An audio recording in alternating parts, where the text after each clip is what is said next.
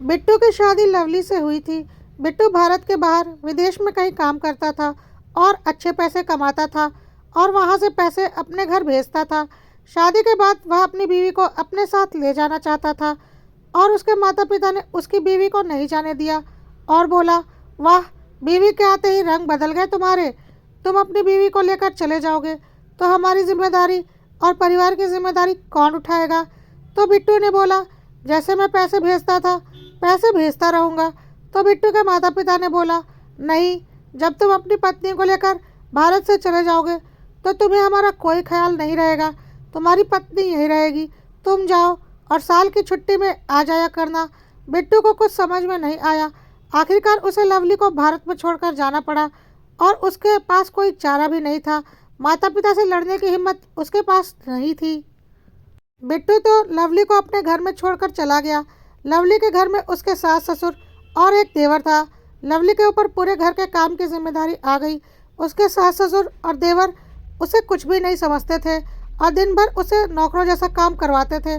कभी अगर बिट्टू का फ़ोन आता तो वह लोग ही बातें करते, लवली को बात तक नहीं करने देते और यदि लवली बात करती तो वह लोग सामने ही खड़े रहते, उसे अकेले कभी कोई बात नहीं करने देते। लवली को समझ में नहीं आ रहा था कि बिट्टू को यहाँ की सच्चाई कैसे बताए। लवली इंतज़ार करने लगी कि बिट्टू जब भारत आएगा तो वह उसके साथ हर हाल में चली जाएगी, क्योंकि इन लोगों के साथ रहना आसान नहीं। यह लोग लवली को बस एक नौकर समझते थे, उससे ज़्यादा कुछ नहीं, और दिन भर उससे गधा मजदूरी करवाते थे और उसके बाद भी उससे दो शब्द प्यार के नहीं बोलते थे। इस बार जब बिट्टू भारत आया तो लवली ने सोचा कि बिट्टू को सारी बातें बताएगी और कुछ भी हो वह इस बार भारत में अकेली नहीं रुकेगी। लेकिन बिट्टू के घर वाले बहुत ही शातिर थे। वह बिट्टू को लवली के साथ कम से कम वक्त गुजारने देते थे। बिट्टू को दिन में तो लवली से बात करने का बिल्कुल वक्त नहीं मिलता था और रात में भी काफ़ी रात हो जाने के बाद वह बिट्टू को उसके कमरे में जाने देते थे। उस वक्त तक इतनी थकान हो गई रहती थी कि कुछ भी बात करने का दिल नहीं करता था। लवली को कभी मौका ही नहीं मिला इन लोगों की सच्चाई बिट्टू के सामने लाने की, पर फिर भी उसने एक दिन मौका पाकर बिट्टू से कहा कि मैं भारत में अकेले नहीं रहना चाहती और मैं तुम्हारे साथ जाना चाहती हूँ, प्लीज़ मुझे अपने साथ ले चलो। बिट्टू ने इस बारे में अपने घर वालों से बात की, लेकिन इस बार भी वही बवाल मच गया और बिट्टू चुप हो गया। लवली को समझ में आ गया था कि बिट्टू पूरी तरह से अपने घर वालों के बस में है और उनके खिलाफ नहीं जा सकता, क्योंकि बिट्टू के पास अपने माँ बाप से बात करने तक का दम नहीं है। लवली को बहुत अच्छे से यह बात समझ में आ चुकी थी कि उसकी ज़िंदगी खराब हो चुकी है। उसकी शादी एक ऐसे व्यक्ति से हो गई है जिसकी ज़बान अपने माँ बाप के आगे खुलती ही नहीं, भले ही उसकी बीवी की जान चली जाए। इसलिए लवली ने अब सोच लिया था कि उसकी सारी ज़िंदगी अब ऐसे ही गुजरनी है। लेकिन इस बार बिट्टू ने लवली को एक फ़ोन दिला दिया और बोला कि तुम मुझसे फ़ोन पर बात कर लिया करना जब भी ज़रूरत हो। लवली को लगा चलो इतना तो किया, पर उसके ससुराल वालों को यह बात बिल्कुल पसंद नहीं आई और बिट्टू के जाने के कुछ दिन बाद ही उन्होंने लवली पर उल्टे सीधे इल्ज़ाम लगाने शुरू कर दिए कि पता नहीं वह फ़ोन पर किस किस से बातें करती रहती है। उन्होंने बिट्टू को फ़ोन करके लवली के खिलाफ भड़काना शुरू कर दिया और बोला, तुमने उसे फ़ोन क्या दिला दिया, उसके तो पर निकल आए हैं, तुम तो यहाँ रहते नहीं हो, वह पता नहीं किसके साथ दिन भर फ़ोन पर बातें किया करती है, तुम अपने पैर पर खुद ही कुल्हाड़ी मार चुके हो। और बिट्टू को लवली के खिलाफ इतना भड़काया कि बिट्टू को लवली से नफरत होने लगी। उसने लवली के फ़ोन का रिचार्ज करवाना भी बंद कर दिया और लवली से बात भी बहुत कम कर दी। लवली को समझ में आ गया था कि वह नर पिशाचों के घर में ब्याह दी गई है और अब उसे वह कभी भी चैन से रहने नहीं देंगे, बल्कि किसी दिन उसे खा ही जाएंगे। और उसका पति किसी लायक नहीं है, ना उसके पास हिम्मत है अपनी बीवी के लिए आवाज़ उठाने की, ना ही अपनी बीवी के लिए गलत बातें सुनकर उसका विरोध करने की हिम्मत है। लवली ने भी अब बिट्टू से एक दूरी बनाकर रखने में ही भलाई समझी। इसी तरह से कई वर्ष गुजर गए। लवली के देवर की भी शादी हो चुकी थी। लवली की दो संतानें थी, एक बेटी और एक बेटा, और उसके देवर की भी दो संतानें हो चुकी थी, एक बेटी और एक बेटा। देवर अच्छा खासा कमाता था, फिर भी जब घर में बड़ा भाई काम कमा कर खिला रहा हो और सारे खर्चे उठा रहा हो तो उसे अपना दिमाग लगाने की ज़रूरत ही क्या थी। वह अपने सारे पैसे बचाता था और जो पैसे बिट्टू भेजता था उन सारे पैसों का हिसाब भी वही रखता था और सब खर्चे वही चलाता था। देवर ने चालाकी से अपने बच्चों को बहुत बड़े प्राइवेट स्कूल में पढ़ाया और लवली के बच्चों को सरकारी स्कूल में डाला। लवली के पति के पैसों से उसी के बच्चे नहीं पढ़ पाए और देवर के बच्चे अच्छे स्कूल में पढ़कर आगे बढ़ गए, लेकिन कोई फ़ायदा नहीं था यह सब बातें करने का, क्योंकि बिट्टू को कुछ भी समझ में नहीं आ रहा था। आज तक लवली के सास ससुर और देवर तो उसे कुछ समझते नहीं थे। देवरानी भी जब से आई थी यही सब कुछ देख रही थी और वह भी लवली को कुछ नहीं समझती थी, बल्कि नौकरों की तरह उससे काम करवाती थी। और लवली के बच्चों की भी कोई औकात नहीं थी। उस घर में भले ही सारा पैसा लवली के पति और उसके बच्चों के पिता का था, जिससे वह सारे मजे कर रहे थे, पर उसी की पत्नी और बच्चे उसी घर में खून का घूंट पीकर रह रहे थे। पर जब पिता ही नकारा हो और उसे कभी अपने बीवी और बच्चों के बारे में सोचा ही ना हो, सिर्फ और सिर्फ अपने माँ बाप और अपने माँ बाप के बच्चों के बारे में सोचा हो, ना कि अपने बच्चों के बारे में, तो ऐसे पति या पिता से क्या उम्मीद करना। लवली के बच्चे तो कभी अपने पिता के करीब रहे भी नहीं थे, इसलिए वह अपने पिता से ज़्यादा बातें भी नहीं करते थे, क्योंकि उनके बीच संतान और पिता वाला कोई लगाव था ही नहीं। लवली और उसके बच्चों की ज़िंदगी अपने पति के नकारेपन की वजह से पूरी तरह से खराब हो चुकी थी और घर में लवली का नौकरों वाला हाल था। उसके बच्चों की पढ़ाई सही ढंग से नहीं हुई थी। देवर के बच्चे पढ़ लिख कर बहुत आगे बढ़ चुके थे और अच्छी नौकरी कर रहे थे, वह भी लवली के पति के पैसों की बदौलत। लवली और उसके बच्चे अपने ही घर में नौकरों की ज़िंदगी जी रहे थे, वह भी अपने पिता की बदौलत। लवली के सास ससुर को भी देवर के बच्चों से ही ज़्यादा लगाव था। उनका बड़ा बेटा तो बस उनके लिए एक पैसा कमाने वाली मशीन था, जिसके बीवी बच्चे उनके लिए कोई मायने नहीं रखते थे। इसी तरह से लवली की शादी को करीब 22 साल गुजर चुके थे और लवली की बेटी 20 वर्ष की हो गई थी और अब उसकी शादी उसके चाचा ने कहीं पर तय कर दी थी। शादी तय करने तक की जिम्मेदारी पिता ने नहीं निभाई थी और बेटी की ज़िंदगी का इतना बड़ा फैसला अपने भाई को करने दिया। इस बार लवली का पति पूरे 6 महीने की छुट्टी लेकर भारत आया था, क्योंकि उसकी प्यारी बेटी की शादी जो थी, इस बार वह अपना पूरा वक्त अपने बीवी और बच्चों को देना चाहता था, क्योंकि उसने ज़िंदगी का बहुत कीमती साल पैसा कमाने के लिए गंवा दिए थे। जब वह अपने घर आया तो उसकी बीवी और बेटी रसोई में काम कर रहे थे और उसका बेटा बाहर गाय को चारा खिला रहा था। देवर और उसकी बीवी बच्चे अपने अपने कमरों में टीवी देख रहे थे और उसके माता पिता भी अपने कमरे में आराम कर रहे थे। बिट्टू को बड़ा ही अजीब लगा कि उसके बीवी बच्चे तो काम में लगे हुए हैं और बाकी सब आराम कर रहे हैं। वह किसी से कुछ नहीं बोला और चुपचाप अपने कमरे में चला गया। दरवाज़ा क्योंकि लवली ने ही खोला था, तो किसी को भी बिट्टू के आने की भनक नहीं हुई थी, क्योंकि सर्दियों का दिन था, सब रजाइयों में घुसे हुए थे। बिट्टू को घर का माहौल बड़ा ही अजीब सा लगा। बिट्टू ने लवली को कमरे में बुलाया और अपने बच्चों को भी। लवली ने बोला, अभी मुझे बहुत काम है, मैं नहीं आ सकती। बिट्टू ने बोला, चुपचाप कमरे में आओ और दोनों बच्चों को भी लेकर आओ, और हाँ, किसी को बताने की ज़रूरत नहीं कि मैं आया हुआ हूँ, बस तुम लोग आओ। जब लवली और बच्चे कमरे में पहुँचे तो बिट्टू ने बोला, इस घर का माहौल तो कहीं से भी ऐसा नहीं लग रहा कि यह कोई संयुक्त परिवार है। तुम तीनों काम कर रहे हो और बाकी सब आराम कर रहे हैं। तो लवली ने बोला, अच्छा, शादी के 22 सालों बाद आज आपको यह चीज़ दिखी? या तो शादी के अगले दिन से ही हो रही है। आपने इस घर में कमा कर अपने रुपए दिए और आपके बीवी बच्चे इस घर में एक एक रुपए के लिए तरसते हुए नौकरों की ज़िंदगी बिता रहे हैं, लेकिन आपकी आंखों पर तो अपने माँ बाप और भाई की पट्टी पड़ी हुई है। बीवी बच्चे तो आपकी ज़िंदगी में कभी थे ही नहीं। आज आपको यह सब कैसे दिखा? आज बिट्टू को लवली की आंखों में आक्रोश दिख रहा था और बिट्टू को कहीं ना कहीं यह भी समझ में आ रहा था कि अपने चुप रहने की आदत की वजह से उसने अपने बीवी बच्चों की ज़िंदगी खराब कर दी है। बिट्टू ने कहा, किसी को मत बताना कि मैं आया हूँ, ज़रा मैं भी देखता हूँ कि यहाँ पर यह सब तुम्हारे साथ कैसा व्यवहार करते हैं। तो लवली ने ताना मारा, अच्छा, अभी भी अपने बीवी और बच्चों की बातों पर यकीन नहीं है? लग रहा होगा ना कि हम झूठ बोल रहे हैं, क्योंकि तुम्हारे अपने तो तुम्हारे माँ बाप और भाई ही हैं। चलो कोई बात नहीं, आज तुम अपनी आंखों से देख लो। भले ही शादी के 22 साल बाद कम से कम सच्चाई का सामना तो करो और अपनी नक्कारी तो देखो कि तुमने कैसे अपने बीवी और बच्चों की ज़िंदगी तबाह की है। इतने पैसे कमाए आज तक, पर एक पैसे भी तुम्हारे बीवी और बच्चों के काम नहीं आए। यह कहकर लवली रूम के बाहर चली गई। थोड़ी देर के बाद लवली ने सबको खाने के लिए आवाज़ लगाई। सब खाना खाने के लिए आंगन में एकत्र हो गए। लवली ने सबका खाना लगा दिया और अपने बच्चों को कमरे में ही खाना लगा दिया। तो लवली का बेटा, जो कि अभी छोटा ही था, बोला, मम्मी बाहर अच्छी हवा चल रही है, मैं भी आज बाहर आंगन में खाना खाऊंगा। तो देवर के बच्चे चिल्लाने लगे, अगर यह आंगन में बैठकर खाना खाएगा तो हम इसके साथ नहीं खाएंगे। हमें यह बिल्कुल पसंद नहीं। गाय को चारा खिलाने वाला जाहिल गवार लड़का हम जैसे पढ़े लिखे लोगों के बीच बैठेगा तो हमारी इज्जत कम हो जाएगी। यह सुनकर बिट्टू के तन बदन में आग लग गई और उसने देखा कि उसके भाई ने अपने बच्चों की बात पर उन्हें मना करने के बजाय उसी के बेटे को डांटा कि चुपचाप रूम में बैठकर खाना खाओ, ज़्यादा दिमाग मत चलाओ। खाना खाते वक्त देवर ने बोला, क्या भाभी इतने दिनों में भी ढंग से खाना बनाना नहीं आया आपको? लवली ने खिड़की से बिट्टू की तरफ देखा तो बिट्टू ने इशारे में लवली को जवाब देने के लिए बोला। तो लवली ने बोला, देवर जी अपनी बीवी से ही खाना बनवा लो ना, ज़रूरी है कि भाभी ही खाना बनाए? तो देवर ने खाने की थाली उठाकर फेंक दी और बोला, भाभी तुम्हारी हिम्मत कैसे हुई? मेरी बीवी क्या इस घर की नौकर है जो वह खाना बनाएगी? वह तो इस घर की मालकिन है, मालकिन, और वह बैठकर खाना खाएगी। जो नौकर है वह सारे काम करेगी और कर रही है। तो फिर लवली ने बोला, अच्छा तो यह सब तो मेरे पति के पैसों का है, तो मालकिन तो मैं हुई ना? तो देवर जोर जोर से हंसने लगा और बोला, अच्छा मजाक किया है भाभी आपने।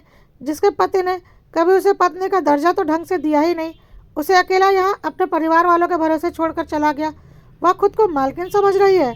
मालकिन वह होती है जिसका पति उसे मालकिन बना कर रखता है। तुम्हारे पति ने तो तुम्हें नौकरानी बनाया है और कुछ भी नहीं। इसके बाद देवरानी ने लवली से बोला, ज़्यादा बकवास मत करो, मेरे पति ने खाने की थाली फेंक दी है तुम्हारी बकवास सुनकर। जाओ अब दूसरा खाना ला कर दो और ज़्यादा मालकिन बनने की कोशिश मत करो। लवली ने बोला, अब और खाना नहीं बचा है, बस मेरे खाने के लिए बचा है। तो लवली की सास ने बोला, पागल हो क्या? मेरा बेटा खाना नहीं खाएगा क्या? चुपचाप जो खाना अपने लिए रखा है वह लाकर मेरे बेटे को दो। तुम पानी पीकर सो जाना, तुम खाओ या ना खाओ उससे हमें कोई फ़र्क नहीं पड़ता, मेरे बेटे का पेट भरना चाहिए। लवली ने खिड़की से बिट्टू की तरफ देखा। आज बिट्टू को अपनी गलती का एहसास हो रहा था। बिट्टू ने फिर इशारे में माँ को जवाब देने के लिए बोला। तो लवली ने बोला, माँ आपको शर्म नहीं आती? यह सारा कुछ मेरे पति के पैसों का है और आप मुझे ही खाने से मना कर रही हैं। तो लवली की सास ने बोला, अपनी ज़बान को काबू में रख, आज कुछ ज़्यादा ही चल रही है। हमें पता है तेरा पति कितना तेरा अपना है। अभी एक बार फ़ोन लगाकर तेरे खिलाफ भड़काऊंगी ना तो तुझे ही 4 गालियाँ देगा, इसलिए चुपचाप अपना काम कर। तब तक देवर हंसते हुए बोला, आज बड़ा अपने पति का साइड लिया जा रहा है, उस पति का जो अपनी पत्नी को अपने घर वालों के भरोसे छोड़कर आराम से विदेश में रह रहा है। जब उसे अपने पत्नी की फिक्र नहीं तो हम उसकी पत्नी की फिक्र क्यों करें? अब बिट्टू के बर्दाश्त के बाहर हो रहा था। वह रूम से बाहर निकल आया। एकाएक बिट्टू को सामने देखकर बिट्टू के माँ बाप और भाई घबरा गए। फिर बिट्टू ने बोला, मैं तो बहुत पहले ही आ गया था, पर मैं आज तुम लोगों की असलियत देखना चाहता था, इसलिए रूम में छुप कर बैठा हुआ था। आज मुझे पता चल गया कि मेरी पत्नी और मेरे बच्चों के साथ इस घर में कैसा व्यवहार होता है। तो बिट्टू के भाई ने हंसते हुए बोला, तो इसमें हमारी क्या गलती? यह आपकी बेवकूफ़ी है कि आप अपनी पत्नी को अपने घर वालों के भरोसे छोड़ गए थे। पत्नी की जिम्मेदारी पति की होती है, न कि उसके माँ बाप और भाई की। बिट्टू को आज अपनी किए गलती का एहसास हो रहा था।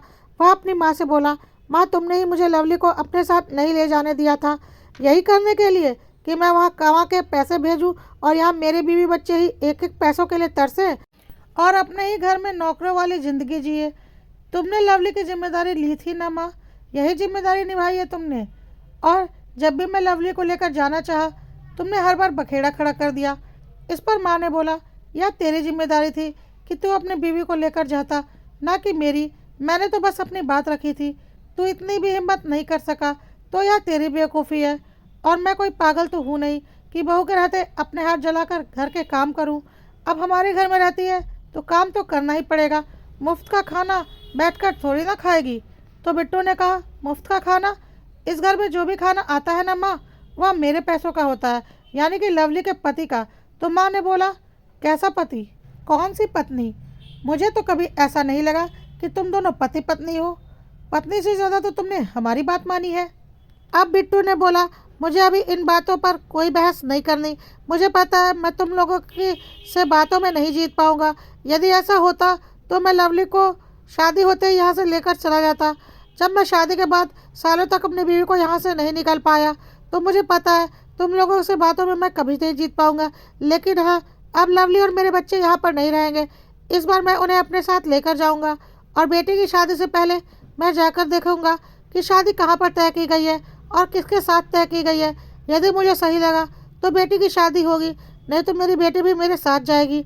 और हाँ, मुझे बहुत ज़ोर की भूख लगी है, तो अपनी छोटी बहू से बोलकर मेरे लिए खाना बनवा दो। मेरी बीवी तो इतने सालों से खाना बना ही रही है, कुछ दिन तो छोटी बहू से भी काम करवा लो। माँ ने अपने छोटे बेटे की ओर देखा तो छोटा बेटा जोर से बोला, मेरी बीवी कोई तुम्हारी नौकर नहीं है जो तुम्हारे लिए खाना बनाए। वह इस घर की मालकिन है और मैंने उसे हर सुख सुविधा दी है। मैं तुम्हारी तरह बेवकूफ़ नहीं हूँ कि अपने भाई की नौकरगिरी अपनी बीवी से करवाऊँ। बिट्टू के तो होश उड़ गए अपने भाई की बातें सुनकर। अपनी बीवी से ज़िंदगी भर अपने भाई की गुलामी करवाई और आज भाई के बीवी से खाना बनाने के लिए बोला तो भाई ने यह जवाब दिया। अब तो बिट्टू को समझ में आ चुका था कि उसने अपनी ज़िंदगी की कितनी बड़ी गलती की है और इस वक्त ज़्यादा बहस करना उसने ठीक नहीं समझा और अपने कमरे में चला गया। लवली अपना और बिट्टू का खाना लेकर कमरे में चली गई। उसके बाद बिट्टू ने बोला, इस बार मैं लंबे समय के लिए आया हूँ, तुम्हारा और बच्चों का वीज़ा और पासपोर्ट बनवा लूँगा और तुम्हें अपने साथ लेकर जाऊँगा। लवली ने बोला, हमारी बेटी की शादी जो तुम्हारे भाई ने तय की है मुझे बिल्कुल पसंद नहीं। मैंने इसलिए कुछ नहीं बोला कि तुम मेरी कुछ सुनते नहीं थे, पर वह लड़का बिल्कुल भी अच्छा नहीं है। लड़का क्या है, वह तो बुढ़ा है, बुढ़ा तुम्हारे भाई की उम्र का होगा। तुम्हारे भाई ने तो बस अपनी जिम्मेदारी से हाथ झाड़ना था, इसलिए कहीं भी जाकर मेरी बेटी की शादी तय कर दी और पता था कि तुम तो कुछ बोलोगे नहीं। इसी का फ़ायदा इन लोगों ने उठाया है। अपने बच्चों को तो अच्छे स्कूल में पढ़ा लिखा कर काबिल बना दिया और हमारे बच्चों को सरकारी स्कूल में पढ़ाया और उनके बच्चे तुम्हारे पैसों से बढ़िया प्राइवेट स्कूल में पढ़े हुए हैं। बिट्टू ने बोला, हाँ लवली, मुझे पता है मुझसे बहुत बड़ी गलती हो गई जिसका खामियाजा मेरा परिवार भुगत रहा है और मैंने अपने कमाए के पैसों का बहुत बड़ा हिस्सा अपने परिवार वालों पर लगा दिया और मेरे बीवी बच्चों को उसका 10वां हिस्सा भी नहीं मिला। पर अब मैं यह गलती कर चुका हूँ और इसके लिए मैं माफ़ी मांगने के अलावा कुछ नहीं कर सकता। पर मैं आगे कुछ भी गलत नहीं होने दूंगा, इसका मैं भरोसा दिलाता हूँ। बस अब तुम सब मुझ पर छोड़ दो। लवली को पहली बार ऐसा लगा कि उसके पति ने उसे पत्नी का सम्मान दिया है और यह पहली बार चैन की नींद सो रही थी। अगले दिन सुबह बिट्टू ने लवली से कोई भी काम करने से मना कर दिया और बोला, जिसे भूख लगी है वह खुद बनाकर खा ले और लवली कोई काम नहीं करेगी और यदि खाना बनाएगी तो सिर्फ मेरे और मेरे बच्चों के लिए और खुद के लिए और किसी के लिए भी नहीं। लवली के सास ससुर ने बोला, हमारा भी नहीं। तो बिट्टू ने बोला, पिछले 22 सालों से तो वही अपने सास ससुर को खिला रही है, क्या छोटी बहू 22 दिन भी नहीं खिला सकती? इस बार मैं आपके इमोशनल ड्रामे में नहीं आने वाला। लवली के सास ससुर को लग रहा था कि बिट्टू ज़्यादा दिनों तक लवली का साथ नहीं देगा और अपने माँ बाप के पास वापस आ जाएगा, इसलिए उन्होंने अपने फालतू का ड्रामा जारी रखा कि इस बुढ़ापे में अपना हाथ जलाओ तो खाना मिलेगा, नहीं तो भूखे ही मर जाओ। लेकिन बिट्टू और लवली पर कोई फर्क नहीं पड़ रहा था। लवली ने 4 लोगों का खाना बनाया और अपने रूम में लेकर चली गई। देवर देवरानी भी यह देखकर हैरान थे। लवली के सास ससुर ने बोला कि अब यह लोग तो कुछ नहीं करने वाले, अपनी बीवी से बोलकर खाना बनवा ले, बहुत भूख लग रही है। तो छोटी बहू ने बोला, मेरे बस का नहीं यह चूल्हा चौका, ऊपर से इतने लोगों का खाना मैं नहीं बना सकती। आज की बात है तो चलो, मैं 4 लोगों का खाना तो किसी तरह से बना लूँगी, पर आप दोनों का खाना मेरे से नहीं होगा, मैं इतना काम नहीं कर सकती, आप लोग अपना इंतजाम कर लो। कहकर उसने अपने पति और बच्चों के लिए खाना बनाया और अपने रूम में चली गई। सास ससुर देखते रह गए। सास ने जाकर बिट्टू के आगे अपना इमोशनल ड्रामा शुरू किया। क्या ज़माना आ गया है, बेटे बहू बैठकर खा रहे हैं और माँ बाप भूखे बैठे हैं। तो बिट्टू ने जवाब दिया, और जब बहू भूखी बैठी रहती थी और माँ बाप खाते थे तब खाना हजम हो जाता था। बिट्टू की माँ को समझ में आ गया था कि बिट्टू अब उसके बहकावे में आने वाला नहीं है। फिर उसने खुद जाकर अपने और अपने पति के लिए किसी तरह से खाना बनाया और आज उसे समझ में आ रहा था कि इतने दिनों तक उसने कितने आराम की ज़िंदगी काटी है और जिसकी वजह से आराम की ज़िंदगी काटी है कभी उसकी कद्र नहीं की। शाम को गांव में किसी के घर में शादी थी जिसमें सारे परिवार को जाना था। बिट्टू ने देखा देवर और उसकी पत्नी ने बहुत अच्छे कपड़े पहने थे और उसके बच्चों ने भी लाजवाब कपड़े पहने थे। देवर की पत्नी तो जेवरों से लदी हुई थी, लेकिन लवली के पास एक भी ढंग का कपड़ा नहीं था, ना ही उसके बच्चों के पास एक भी ढंग का कपड़ा था। उन लोगों ने बहुत ही साधारण कपड़े पहन रखे थे और जेवर के नाम पे लवली ने कुछ भी नहीं पहना था। तो बिट्टू ने बोला, तुम लोगों ने अच्छे कपड़े क्यों नहीं पहने? तो लवली ने बोला, क्या तुमने कभी दिलवाया है? बिट्टू ने बोला, क्यों, इतने पैसे तो भेजता था तो नहीं खरीदे क्या? लवली ने बोला, पैसे तुम अपनी माँ को भेजते थे जिससे तुम्हारी भाई और तुम्हारे भाई का परिवार इस्तेमाल करता था और जो पैसे का हिसाब किताब रखता था उसने अपने परिवार की ज़रूरत के लिए उसका इस्तेमाल किया। और हमारे पास तो यही है, और जो था वह हमने पहन लिया। तुमने कभी अपने बीवी बच्चों को रुपए नहीं भेजे, तो रुपए का हिसाब अपने माँ और भाई से लो। और तुम्हारी भाई की पत्नी ने जो इतने जेवर पहन रखे हैं वह तुम्हारे भेजे हुए रुपयों से ही बचाकर बनवाए गए हैं, और उनके महंगे कपड़े भी उन्हीं रुपयों से खरीदे गए हैं। भले ही रुपए तुमने भेजे, पर इस्तेमाल उसे किसी और के परिवार ने किया है। तुम्हारे परिवार के पास यही है। और हाँ, तुम्हारा भाई भी यह अच्छा कमाता है, और अपने सारे पैसे बचाकर उसने बहुत बड़ी कोठी खरीदी है, जिसमें वह कुछ समय के बाद अपनी पत्नी और बच्चों को लेकर शिफ्ट हो जाएगा, क्योंकि उसके कमाए पैसे तो कभी खर्च हुए ही नहीं। उन पैसों से उसने करोड़ों की कोठी खरीद ली, और अपनी बेटी की शादी भी एक करोड़पति खानदान में तय की है। और कुछ सालों के बाद वह शादी होगी, और तुम्हारी बेटी की शादी एक भिखारी से तय कर दी है। जाकर एक बार उसे देख लेना, तुमसे कम उम्र नहीं होगी उसकी, और ऊपर से काम धंधा भी कुछ खास नहीं करता, बस दिन भर दारू पीकर पड़ा रहता है। सोच लो क्या देखकर उसने तुम्हारी बेटी की शादी तय की है। इससे तो अच्छा कि अपनी बेटी को जहर देकर मार दो। बिट्टू को यह सुनकर बहुत गुस्सा आ रहा था, और उसने बोला, चुप करो, अपनी बेटी के बारे में ऐसा क्यों बोल रही हो। तो लवली ने बोला, मैं तो बोल रही हूँ, तुमने तो इतने सालों में ऐसा कर दिया है, तुम्हें इसका अंदाज़ा भी नहीं है। बिट्टू ने बोला, अच्छा छोड़ो, अभी हमारी बेटी की शादी में वक्त है, और जब तक मैं नहीं चाहूँगा उसकी शादी नहीं होगी। तुम उसकी चिंता मत करो। यह सुनकर उसकी बेटी भी खुश हो गई। बिट्टू ने बोला, तुम टेंशन मत लो, मैं यहाँ पैसे ज़रूर भेजता था, लेकिन जितने पैसे मैं यहाँ भेजता था उतने ही पैसे मैंने वहाँ अपने बैंक अकाउंट में भी रखे हैं। तो मेरे पास अभी भी पैसों की कोई कमी नहीं है। मुझे इसका अंदाज़ा नहीं था कि मैं माँ बाप की बातों में आकर अपना परिवार उनके भरोसे छोड़ा है, तो मेरे परिवार का यह हश्र हो रहा होगा। यह मेरी गलती है, और मैं इसके लिए जितनी भी माफ़ी मांगूँ कम है। पर हाँ, मैं तुम लोगों की ज़िंदगी खुशनुमा बना दूंगा, यह मेरा वादा है। चलो अब जल्दी से तैयार हो जाओ, शादी में जाने से पहले हम मार्केट होकर आते हैं। लवली ने बोला, इतनी जल्दी कैसे होगा। बिट्टू ने बोला, सब हो जाएगा, तैयार तो तुम लोग हो ही बस। बिट्टू ने एक टैक्सी बुक की और अपने परिवार को लेकर निकल गया। घर में सब देखते रह गए। एक डेढ़ घंटे के बाद बिट्टू और उसका परिवार वापस आए, तो बिट्टू ने बोला, चलो अब जल्दी से सब तैयार हो जाओ। आधे घंटे में लवली और उसके बच्चे बाहर निकले। बच्चों ने इतने महंगे कपड़े पहन रखे थे कि देवर और देवरानी देखते ही रह गए। उसके बाद उनकी नज़र लवली पर गई। लवली ने अपनी देवरानी की साड़ी से 10 गुना महंगी साड़ी पहन रखी थी, और ऊपर से नीचे तक जेवरों से लदी हुई थी, जिसे देखकर उसकी देवरानी जल भून गई। देवर देवरानी को समझ में आ चुका था कि बिट्टू के पास अभी भी बहुत पैसे हैं, लेकिन अब उन लोगों की कोई दाल गलने वाली नहीं। सास ससुर ने फिर ताना मारा, वाह, बीवी और बच्चों के लिए इतने महंगे कपड़े और गहने, और माँ बाप के लिए कुछ भी नहीं लेकर आए।